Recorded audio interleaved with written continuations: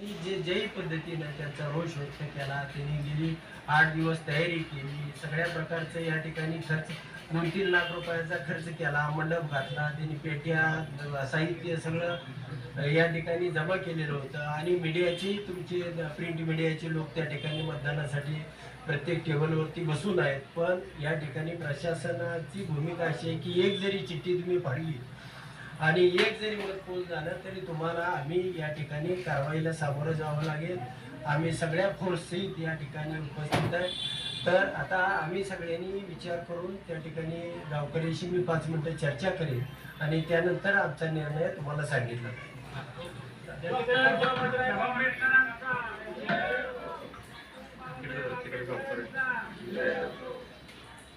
तर मार्कडवाडीमध्ये आपण जी प्रतिक्रिया ऐकली, आमची लढाई ही सुरूच राहणार असं जानकर म्हणतात.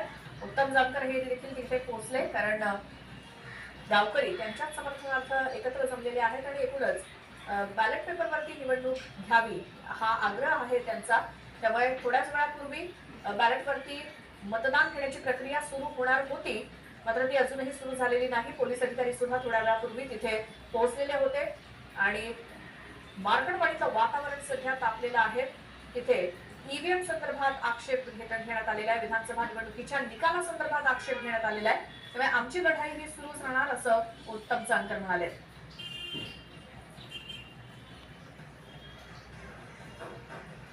तर आत्ताचे अपडेट तिकडचे काय आहेत जाणून घेऊयात. आमचे प्रतिनिधी ज्ञानेश्वर साळोखे सध्या मार्कडवाडीमध्ये आहेत. ज्ञानेश्वर, काय अपडेट?